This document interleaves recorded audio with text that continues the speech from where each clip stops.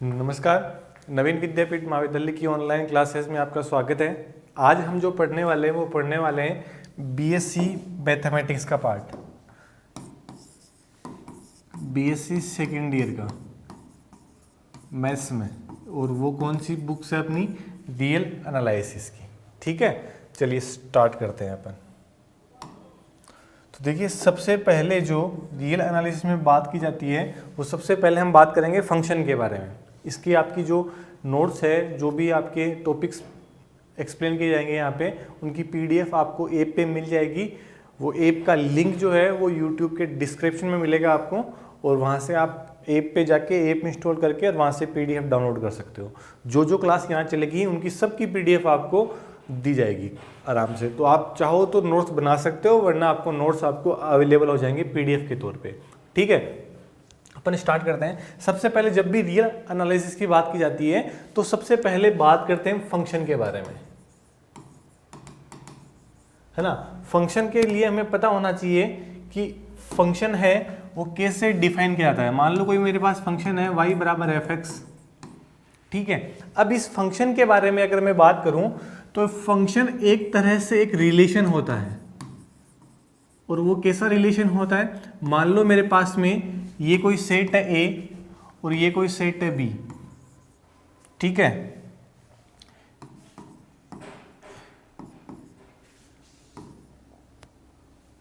इसमें एलिमेंट मैंने ले लिए A B C D E, ठीक है। ये एलिमेंट मैंने ले लिए। अब इन पे क्या हुआ कि इसमें एक कोई फंक्शन A टू B में डिफाइन है। ये फंक्शन, कोई जो फंक्शन है आपका, वो फंक्शन कैसा है? A से B में परिभाषित फलन है। कहने का मतलब ये जो होगा A के जितने, इसको हम बोलेंगे इनपुट। क्या बोलेंगे? इनपुट। ये हमारा इनपुट है और ये आपको किसके तौर पे मिलेगा? आउटपुट के तौर पे। ठीक है। अब जैसे जैसे अपन बात करेंगे वैसे वैसे अपन ये सीखेंगे कि भाई ये जो A है, इस A की मैपिंग मान लो मैंने किससे की है? B से।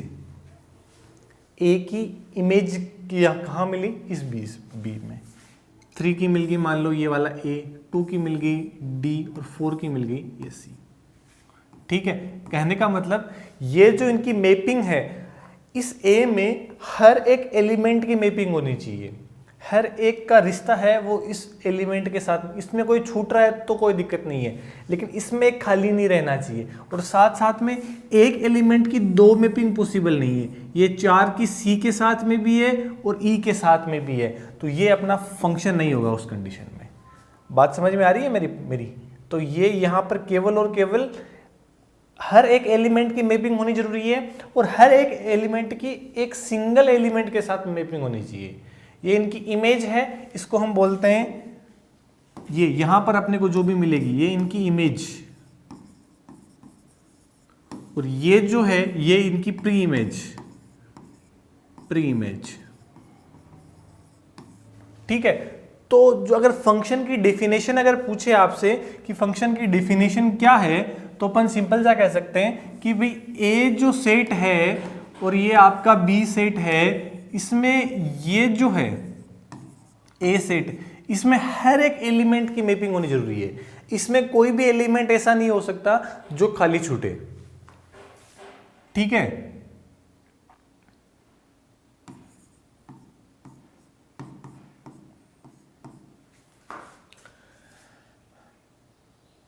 ये इसके साथ मैपिंग, के साथ, y के साथ, t के साथ।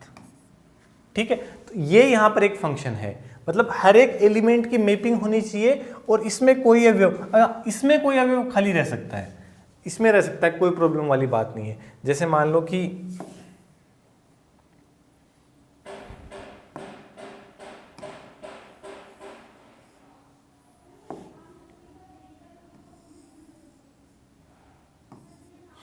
ये एक एलिमेंट है वो बच गया।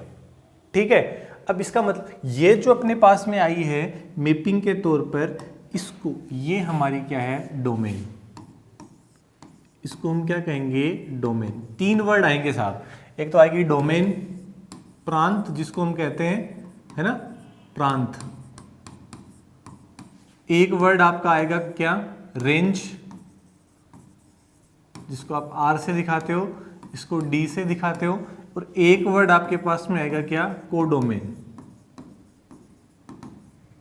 ठीक है, तीन वर्ड अपने को मिलेंगे, डोमेन, रेंज और कोडोमेन। डोमेन कौन सी होगी, सेट ए के जो भी एलिमेंट है ना, सेट ए के जो एलिमेंट होंगे, जैसे 1 2 3 4 है यहाँ पे, है ना, तो ये सेट ए के जो भी एलिमेंट होंगे वो क्या कहलाएंगे, डोमेन आपके 1 2 3 4। ठीक है, ये आपके क्या है, डोमेन। अब रेंज क्या होगी, रेंज ये होगी कि जिन जिन की इमेज मिल रही है आपको, भाई ये जो एलिमेंट है इनकी इमेज मिलेगी, तो जिन जिन की इमेज मिल रही है वो आपकी रेंज होगी। तो रेंज क्या हो जाएगी यहाँ पे, आर के वाई और टी, आर के वाई और टी, इनकी ही तो इमेज मिल रही है अपने को, तो ये आपकी रेंज। कोडोमेन क्या हो जाएगी, ये पूरा का पूरा जो बी सेट होगा ये कोडोमेन कहलाएगा, जैसे आर के वाई टी और एस, ये आपका क्या है, कोडोमेन है। आ रही है बात समझ में, भाई रेंज में और कोडोमेन में फर्क है, फर्क बहुत माइनर फर्क है। इसका मतलब ये हो सकता है कि साहब जो रेंज होगी ना वो हमेशा सबसेट होगी, इक्वल भी हो सकती है, रेंज और कोडोमेन इक्वल भी हो सकता है। मान लो इसमें कोई एलिमेंट खाली नहीं होता, उस कंडीशन में रेंज और कोडोमेन एकदम सेम हो जाती है। ठीक है, रेंज को हिंदी में कहते हैं परिसर,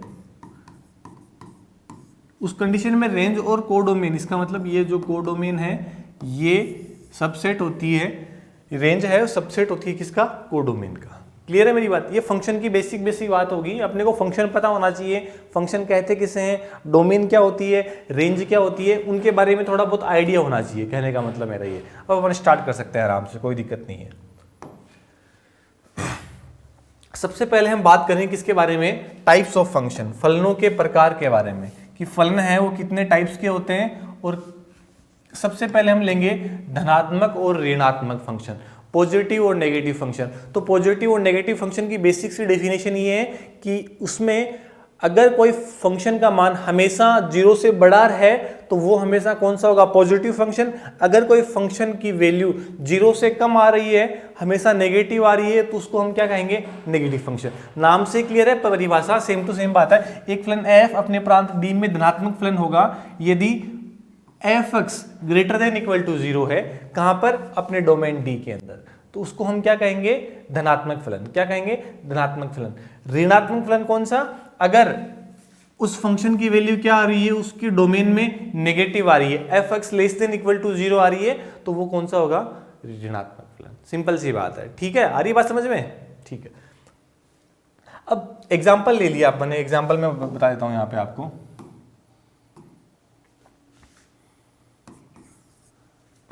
पॉजिटिव फंक्शन में जैसे मैंने ले लिया, मान लो f(x) है sin x, x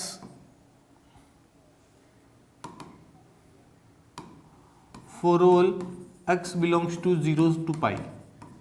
अब 0 से पाई के अंदर पहला और दूसरा चतुर्थांश है, फर्स्ट और सेकंड क्वाड्रेंट में साइन हमेशा कैसा रहता है, पॉजिटिव। तो यहाँ पे जो f(x) की वैल्यू आने वाली है वो always greater than equal to 0 है, तो ये कैसा फंक्शन है, धनात्मक फंक्शन है, धनात्मक फलन है। सिंपल सी बात है। ऐसे ही मैंने मान लिया, मैंने फंक्शन ले लिया, यही ले लिया मैंने, कौन सा, sin x ले लिया, और यहाँ पर मैंने for all x belongs to, जो मैंने ली है डोमेन वो लिया मैंने 0 से नहीं, पाई से 2 पाई ले लो आप। कहाँ से, पाई से 2 पाई। अब पाई से 2 पाई का मतलब कौन सा हो गया, तीसरा और चौथा क्वाड्रेंट। तो तीसरे और चौथे क्वाड्रेंट में sin x कैसा होता है, नेगेटिव। इसका मतलब ये कैसा है, ये आपका है नेगेटिव फंक्शन, ऋणात्मक फलन। क्लियर है मेरी बात। तो धनात्मक और ऋणात्मक फलन नाम से ही क्लियर हो रहे हैं साहब, जो हमेशा ग्रेटर देन इक्वल टू 0 रहे अपने डोमेन में वो धनात्मक, और जो लेस देन इक्वल टू 0 रहे वो ऋणात्मक। नाम से ही अपने को समझ में आ रहे हैं। फिर अगली बात करते हैं हम सम फलन और विषम फलन के बारे में। सम फलन का मतलब है कि अगर आप उसमें x की जगह -x रखो और सेम टू सेम वही फंक्शन आपको मिल जाए, सेम टू सेम वही फंक्शन आपको f(x) मिल गया, अगर वो का वो फंक्शन मिल गया ना, तो इसका मतलब क्या हुआ, वो आपका फलन है वो कैसा होगा, वो होगा इवन फंक्शन। कौन सा होगा आपका इवन फंक्शन, सम फलन होगा। कौन सा फलन होगा? सम फलन होगा सब, सम फलन होगा।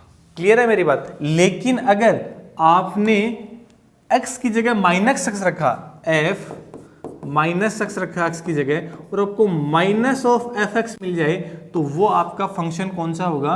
वो होगा आपका ओड फंक्शन। कौन सा होगा? ओड फंक्शन, मतलब विषम फलन। कौन सा होगा? ओड फंक्शन, विषम फलन। एग्जाम्पल ले लिया।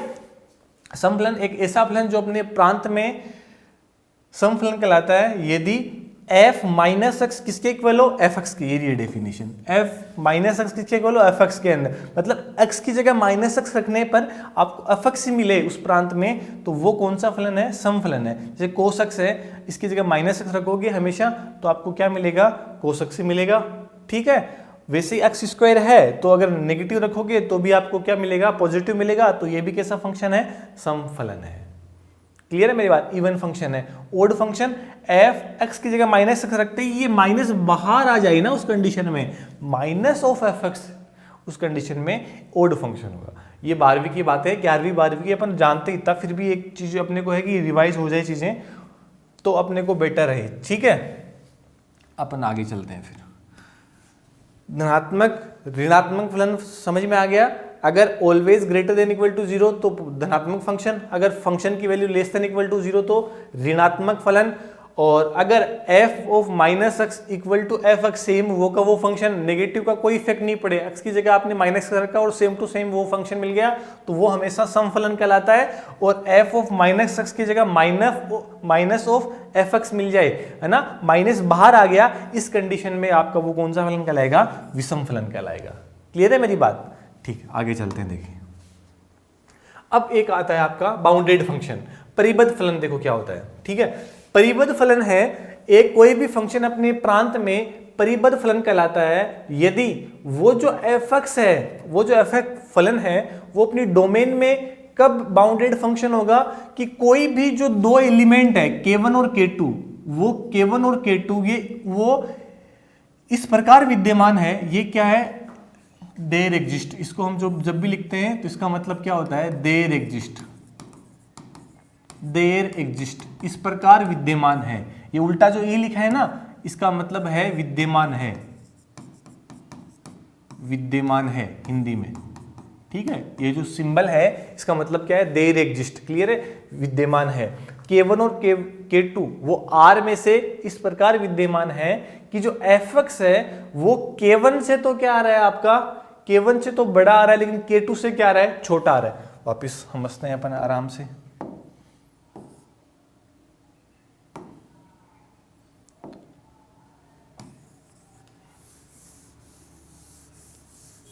देखिएगा कि कोई भी फंक्शन है वो अपने प्रांत डोमेन में k1 और k2, बाउंड फंक्शन कब कहलाता है? कि k1 और k2 जो दो एलिमेंट हैं, वो दो एलिमेंट है वो उसकी डोमेन में से लिए आपने, मान लो। ठीक है, और वो डोमेन में से लिए तो वो इस प्रकार के एलिमेंट हैं कि जो एफ एक्स की वैल्यू है वो k2 से तो छोटी आए लेकिन बड़ी हो किससे? k1 से। ये अगर कंडीशन फुलफिल हो रही है ना, तो ये आपका क्या कहलाता है? Bounded function, bounded function. ठीक है, परिबद्ध फलन मतलब कि जो फंक्शन है आपका, दो एलिमेंट लिया k1 और k2, वो जो फंक्शन है वो k1 से तो बड़ा है लेकिन k2 से छोटा है, k1 और k2 के बीच में एग्जिस्ट कर रहा है। तो वो जो k1 और k2 क्या है? वो आपके डोमेन के दो एलिमेंट हैं, उन दोनों के बीच में वो फंक्शन है वो एग्जिस्ट कर रहा है। तो उन दोनों के बीच में अगर कोई फलन एग्जिस्ट कर रहा है, इसका मतलब बाउंडेड है, ये परिबद्ध है। ये क्लियर है मेरी बात? परिबद्ध है, ये इन दोनों के बीच में आ रहा है, इसलिए इसको क्या कहते हैं? बाउंडेड फंक्शन कहते हैं। क्लियर है मेरी बात? जैसे आपने एक एग्जांपल ले लिया अपन ने, साइन एक्स है, अब x की वैल्यू आप r में से कुछ भी ले लो, लेकिन साइन x की वैल्यू अपने पता है कि -1 से लेके +1 तक के बीच में एग्जिस्ट करती है हमेशा। -1 से लेके +1 के बीच में एग्जिस्ट करेगी। आप कुछ भी ले लो x आपकी जो मर्जी हो वो उठा लो, -1 से +1 के बीच में एग्जिस्ट करेगी साइन एक्स की वैल्यू। तो ये फंक्शन कैसा फंक्शन है? बाउंडेड फंक्शन है। क्लियर है मेरी बात? यहां पे जो k1 है, इस k1 को हम क्या कहते हैं? निम्न परिबद्ध। क्या कहते हैं? निम्न परिबद्ध, मतलब नीचे से बंधा हुआ। और इसको हम क्या कहते हैं? ऊपरी परिबद्ध। क्या कहते हैं? ऊपरी परिबद्ध, ऊपर से बंधा हुआ।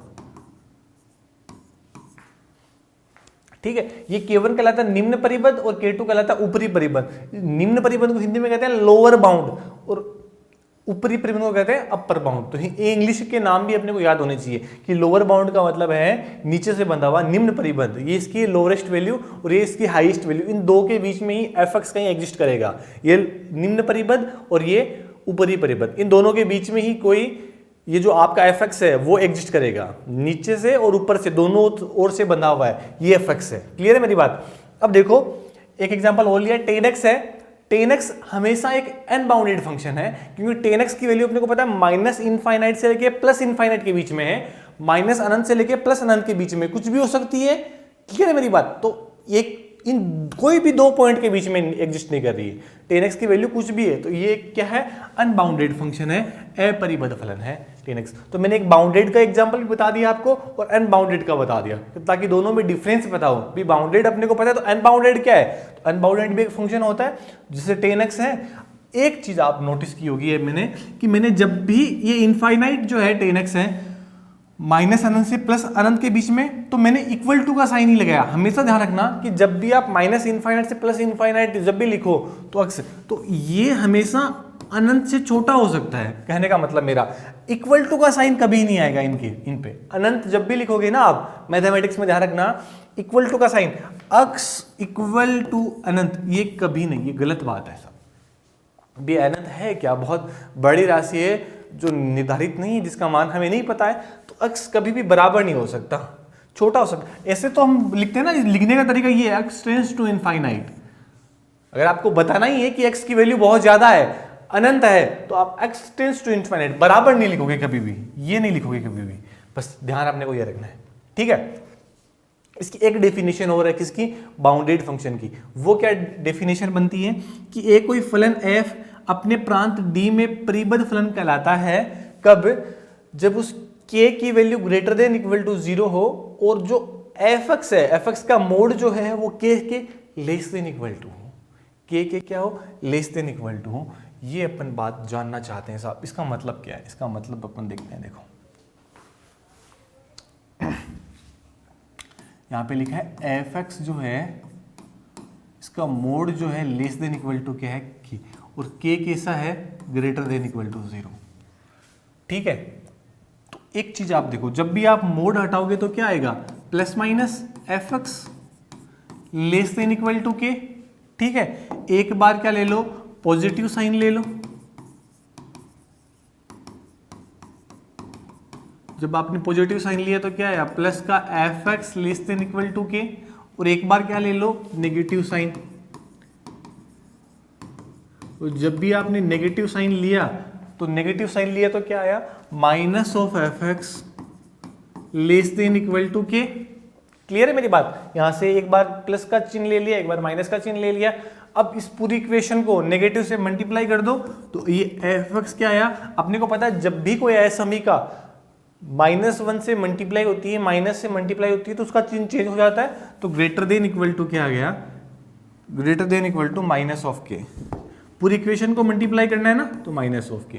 इसका मतलब fx जो है वो कैसा है? fx जो है वो कैसा है आपका? k से तो छोटा है लेकिन माइनस k से बड़ा है। ये डेफिनेशन आ गई यहां पर। fx कैसा है?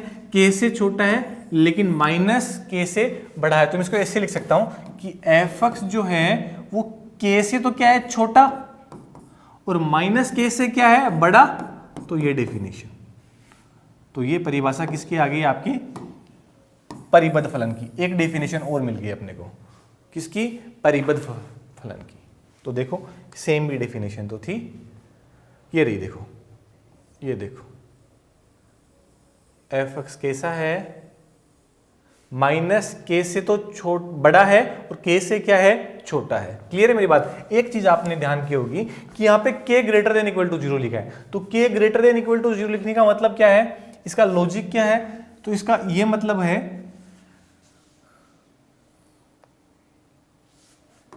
कहां चला गया अपने जो लिखा था वो, ये रहा, ये k greater than equal to 0 लिखने का क्या रीजन है। देखो इसका रीजन बेसिकली सिंपल सा इतना ही है कि आपने ये जो fx है इसके ऊपर मोड लगा दिया ना, तो मोड लगा दिया तो ये वैल्यू हमेशा पॉजिटिव होगी, तो k को भी हमेशा क्या रहना पड़ेगा, पॉजिटिव रहना पड़ेगा। भाई k नेगेटिव तो हो नहीं सकता ना, क्योंकि नेगेटिव अगर हुआ तो ये नेगेटिव, ये कोई भी पॉजिटिव वैल्यू नेगेटिव से छोटी तो हो नहीं सकती, less than equal to k है ना, इसका मतलब k को हमेशा धनात्मक रहना पड़ेगा, इसलिए हमने k greater than equal to 0 पहले मेंशन कर दिया कि k हमेशा हमेशा क्या होगा, हमारा 0 से बड़ा ही होगा साहब, क्योंकि मोड लगा दिया इसलिए k को हमने क्या लिया, ग्रेटर देन इक्वल टू 0 ले लिया।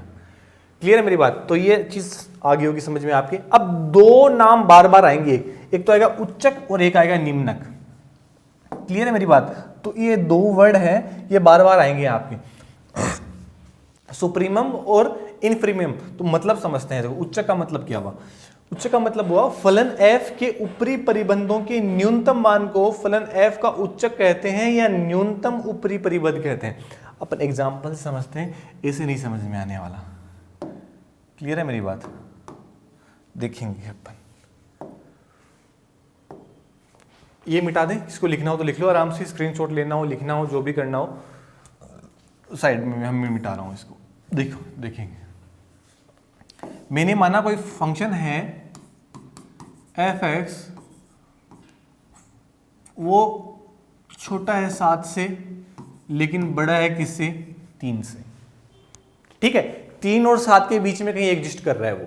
क्लियर है मेरी बात। तो ये 3 तो इसके क्या हो जाएगा, निम्नक, निम्न परिबद्ध, और ये इसका क्या हो जाएगा, ऊपरी परिबद्ध। ये तो अपन जानते हैं भाई, निम्नक K1 और K2 वो तो अपने डिफाइन किए थे ना। K1 तो क्या था, निम्नक, और K2 क्या था, ऊपरी परिबद्ध। क्लियर है मेरी बात। ये निम्न परिबद्ध और ये ऊपरी परिबद्ध। अब देखो, अब अगर मैं आपको कहूं कि कोई भी फंक्शन, मेरी बात ध्यान से सुनना आप, मैं क्या कहने वाला हूं कि कोई भी परिबद्ध, कोई भी फंक्शन जो है वो अगर इस 7 से छोटा हुआ तो क्या वो 8 से भी छोटा होगा, क्या वो 9 से भी छोटा होगा, क्या वो 10 से भी छोटा होगा। समझ में आ रही है बात। इसका मतलब किसी फलन के लिए जो ऊपरी परिबद्ध है, वो ऊपरी परिबद्ध है, ऊपरी परिबद्ध से बड़ी कोई भी वैल्यू, ऊपरी परिबद्ध से बड़ी कोई भी वैल्यू हमेशा इस फंक्शन के लिए ऊपरी परिबद्ध का काम करेगी। इसी तरह से मैं कहूं, कोई भी फलन के लिए जो निम्न परिबद्ध है, उस निम्न परिबद्ध से छोटी, निम्न परिबद्ध से छोटी कोई भी संख्या उसके लिए निम्न परिबद्ध का काम करेगी। भाई कोई फंक्शन अगर 7 से छोटा है तो वो 8 से भी छोटा होगा, 9 से भी छोटा होगा। इसका मतलब ये सारे के सारे जो है वो कैसे हैं, सारे के सारे क्या है, अपर बाउंड है। हिंदी में कहते हैं ऊपरी परिबद्ध। ध्यान रखेंगे, बहुत काम की बात है ये। सारे के सारे कैसे हैं, ऊपरी परिबद्ध, अपर बाउंड। क्लियर है मेरी बात, अपर बाउंड। और ये सारे के सारे कैसे हैं, लोअर बाउंड, निम्न परिबद्ध। कैसे हैं, लोअर बाउंड, निम्न परिबद्ध।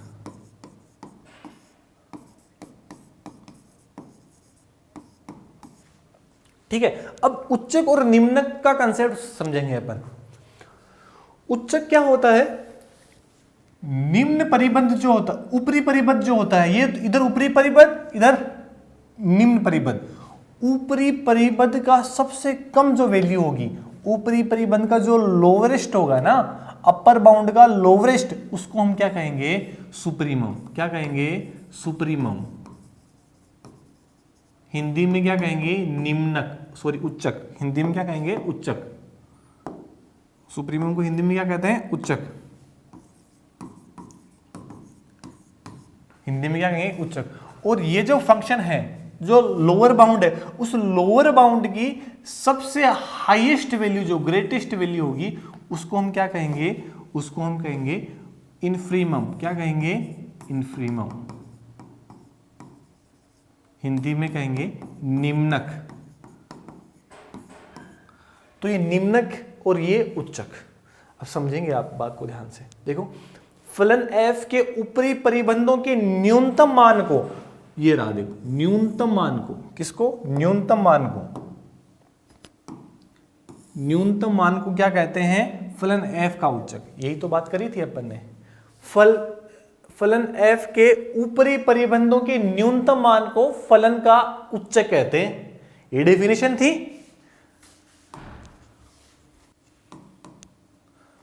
फलन f के ऊपरी परिबंधों के न्यूनतम मान को फलन f का उच्चक कहते हैं, और इसको ही न्यूनतम ऊपरी परिबंध कहते हैं, है ना। इसका एक नाम और है, वो क्या है? न्यूनतम ऊपरी परिबंध। क्या है? न्यूनतम ऊपरी परिबंध। इसको ही भाई ऊपरी परिबंधों का क्या है? न्यूनतम। तो इसका एक नाम और क्या हो गया?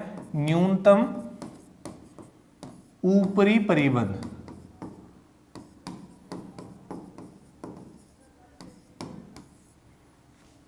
ये तो अपर बाउंड, और अपर बाउंड का कैसा? लोवेस्ट। ठीक है, अपर बाउंड का लोवेस्ट। इसी प्रकार से इनको क्या कहेंगे? इनको हम कहेंगे निम्न परिबंधों का ग्रेटेस्ट। तो लोअर बाउंड का ग्रेटेस्ट। क्लियर है मेरी बात? लोअर बाउंड का क्या हो जाएगा? ये ग्रेटेस्ट हो जाएगा। देखो ये रहा, फलन f के निम्न परिबंधों के उच्चतम मान को निम्नक कहते हैं। यही डेफिनेशन थी। फलन f के निम्न परिबंधों के उच्चतम मान को, उच्चतम मान कौन सा है? 3 ही तो है, तो यहां 3 को हम क्या कहेंगे? निम्नक या इन्फीमम। वैसे ही फलन f के ऊपरी परिबंधों के न्यूनतम मान को क्या कहेंगे? सुप्रीमम, न्यूनतम। ये देखो न्यूनतम, ऊपरी परिबंधों का न्यूनतम, और ये कैसा है? निम्न परिबंधों का उच्चतम। ग्रेटेस्ट मतलब उच्चतम। निम्न परिबंधों का उच्चतम मान इन्फीमम, ऊपरी परिबंधों का न्यूनतम मान सुप्रीमम। थोड़ा सा दिमाग लगाओगे समझ में आ जाएगी चीजें एकदम आसान से। मैं एक बहुत आसान सा एग्जांपल लेके आपको क्लियर कर रहा हूं ताकि आपके समझ में आए चीजें। ठीक है, यही बात है। फलन f के निम्न परिबंधों के उच्चतम मान को निम्नक या उच्चतम निम्न परिबंध कहते हैं। इन्फीमम या ग्रेटेस्ट लोअर बाउंड, मतलब लोअर बाउंड का भी कौन सा? ग्रेटेस्ट। क्लियर है? तो ये कहलाएगा निम्नक और ये क्या कहलाएगा? उच्चक। Infimum, supremum. क्लियर है मेरी बात? अब देखो एकदिष्ट वर्धमान फलन और निरंतर वर्धमान फलन, दोनों में क्या डिफरेंस है? हम फंक्शन के टाइप्स ही पढ़ रहे हैं कि फंक्शन है कितने टाइप्स के होते हैं, एक एक डेफिनेशन है वो सीख रहे, साथ में एग्जांपल भी देख रहे हैं। तो एक तो होता है मोनोटोनिकली इंक्रीजिंग फंक्शन, है ना, कि x की वैल्यू बढ़ने पर उस फंक्शन का मान या तो बढ़े या बराबर रहे। उस कंडीशन में कौन सा होगा? Monotonically increasing. और एक होता है स्ट्रिक्टली इंक्रीजिंग फंक्शन, निरंतर वर्धमान फलन, कि x की वैल्यू बढ़ने पर उस फंक्शन का वैल्यू बढ़े, तो वो कौन सा होगा? निरंतर वर्धमान फलन। क्लियर है मेरी बात? देखो इसको अपन ग्राफ से देख लो, आप ऐसे नहीं समझ में आई तो।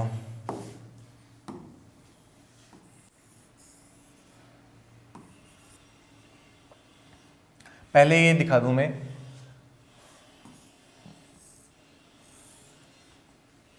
क्लियर है मेरी बात? ये आपका fx है, मतलब y एक्सिस है। y भाई y बराबर fx ही तो होता है। y बराबर क्या होता है? fx है, तो y एक्सिस पे तो fx आएगा, और इस पे कौन सा आएगा? अक्स पे कौन सा आएगा? अक्स। तो अक्स की वैल्यू बढ़ने पे, अक्स की वैल्यू बढ़ने पे देखो, अक्स की वैल्यू बढ़ने पे क्या fx बढ़ रहा है? बिल्कुल बढ़ रहा है साहब, या कांस्टेंट रह रहा है? ये एक ही पॉइंट आ रहा है इसका, है ना। या तो बराबर रहे, या तो बराबर रहे या फिर वैल्यू बढ़े। अक्स बढ़ने पे फंक्शन या तो बराबर रहे या फिर बढ़े, तो वो कौन सा होगा? एकदिष्ट वर्धमान, मोनोटोनिकली इंक्रीजिंग। मोनोटोनिकली इंक्रीजिंग को एक नाम और से दे देते हैं, मतलब नॉन डिक्रीजिंग फंक्शन। इसको और क्या कहते हैं? Non decreasing function.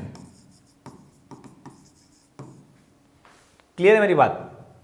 आप ऐसे समझ लो ना भाई, दो मिले ले लिए, ये मैंने मान लिया x1 है, ये x2 है, ये तो क्लियर होगा x2 हमेशा किससे बड़ा होगा? x1 से। या ऐसे लिख दो इसको, x1 ये x2 हमेशा बड़ा होगा किससे?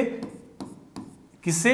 x1 से, तो आपका जो f(x1) है और f(x2) है वो x2 या तो बराबर रहे या बड़ा रहे, ये फंक्शन बढ़ने पर। यही तो चीज है ना, अगर y से नहीं समझ में आ रहा तो आप ऐसे याद करो कि x1 और x2 दो पॉइंट है, x2 हमेशा बड़ा, भाई x तो हमेशा बढ़ेगा ना, x की वैल्यू तो इंक्रीज ही होगी इस एक्सिस की ओर जाने पे, तो x2 की वैल्यू बढ़ने पे अगर f(x2) बढ़ रहा है या बराबर रह रहा है, यहां पे देखो ये अगर मैंने मान लो ये भी x1 यहां ले लिया, x2 यहां ले लिया, तो ये फंक्शन x1 और x2 क्या हो गए, इक्वल हो गए, या तो बराबर है या फिर बढ़े हमेशा, तो वो कौन सा होगा, एक दिष्ट वर्धमान। एक दिष्ट का मतलब यही है, बराबर रह सकता है या बढ़ेगा, एक वर्धमान है तो बढ़ेगा तो पक्का, एक दिष्ट का मतलब इक्वल टू है, निरंतर का मतलब कंटिन्यूअस, बराबर नहीं रहने वाला हमेशा। ये देखो दो पॉइंट ले लो आप x1 और x2 कहीं से भी, एक x1 ले लिया एक x2 ले लिया, तो x2 अगर बड़ा है किससे, x1 से, तो आपका f(x2) भी हमेशा बड़ा होगा किससे, f(x1) से। क्लियर है मेरी बात, समझ में आ रही है भाई, निरंतर में इक्वल टू का साइन नहीं आने वाला, और वर्धमान ये जो है एक दिष्ट है इसमें इक्वल टू है, इतना ही डिफरेंस है बस, केवल और केवल, ठीक है। ऐसे ही ह्रासमान फलन क्या होगा, एक दिष्ट मोनोटोनिकली इंक्रीजिंग डिक्रीजिंग फंक्शन, तो डिक्रीजिंग का मतलब एक तो क्लियर है कि घट रहा है साहब, फंक्शन की वैल्यू तो डिक्रीज हो रही है, अब मोनोटोनिकली हो रही है या स्ट्रिक्टली हो रही है, एक दिष्ट हो रही है या निरंतर हो रही है। एक दिष्ट का मतलब घट तो रही है लेकिन बराबर भी रह सकती है, एक दिष्ट का मतलब जब भी एक दिष्ट नाम आए तो घटने के साथ साथ, देखो पहले तो ये पता लगो वर्धमान है या ह्रासमान है, वर्धमान है तो इंक्रीज होगी हमेशा, और ह्रासमान है तो डिक्रीज होगी फंक्शन की वैल्यू। क्लियर है। अब एक दिष्ट है या निरंतर है, दोनों में फर्क क्या है, एक दिष्ट में इक्वल रह सकती है और निरंतर ह्रासमान में हमेशा घटेगी, ह्रासमान है तो घटेगी, निरंतर है या एक दिष्ट है, फर्क इस चीज का है। तो यहाँ पे देखो x1 और ये x2, ये तो पता है साहब, x1 x2 हमेशा बड़ा होगा, उस कंडीशन में जो फंक्शन की वैल्यू x1 ज्यादा निकले किससे, x2 से, यही तो कहना चाह रहे हैं अपन। अब एक दिष्ट है तो ये इक्वल टू लगा दो, इक्वल टू लगाते ही क्या हो गया, एक दिष्ट ह्रासमान फलन।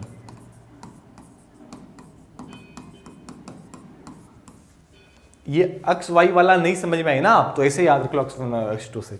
ऐसे ही x1 ये x2, ये f(x1) बड़ा है किससे, f(x2) से, मतलब x तो बढ़ रहा है लेकिन फंक्शन है वो बढ़ नहीं रहा, घट रहा है, कहने का मतलब ये देखो, ये यहां पे निरंतर, ये x1 है ये x2 है, तो ये यहां पर फंक्शन की वैल्यू ये x2 है और ये आपकी क्या है, f(x1) है, तो f(x1) ज्यादा है f(x2) से, ज्यादा है ना f(x1) f(x2) से, x2 तो बढ़ रहा है, ये x2 है, x2 तो बढ़ रहा है ना, x तो बढ़ रहा है लेकिन फंक्शन घट रहा है और कंटिन्यूअसली घट रहा है, तो निरंतर और इक्वल टू है तो एक दिष्ट, बस इतना सा फर्क है। क्लियर है मेरी बात। इसके आपके नोट्स आपको ऐप पे मिल जाएंगे अपने, वो ऐप कौन सा है, ऐप का नाम प्ले स्टोर पे जाके सर्च करना, नवीन महाविद्यालय के नाम से, किससे, नवीन महाविद्यालय, नवीन महाविद्यालय के नाम से ऐप है, उस पर सर्च करना, ये लोगो मिल जाएगा आपको प्ले स्टोर पे, वहाँ से आपके बीएससी सेकेंड ईयर में रियल एनालिसिस का फोल्डर बना होगा, वहाँ से आप नोट्स की PDF, same to same notes मिल जाएंगे आपको, पीडीएफ मिल जाएगी, है ना, लिखने की जरूरत है नहीं, आपको समझना है बस केवल और केवल चीज़ों को, अगर कोई चीज़ नहीं समझ में आए तो आप आराम से पूछ सकते हो, ठीक है। Okay, thank you.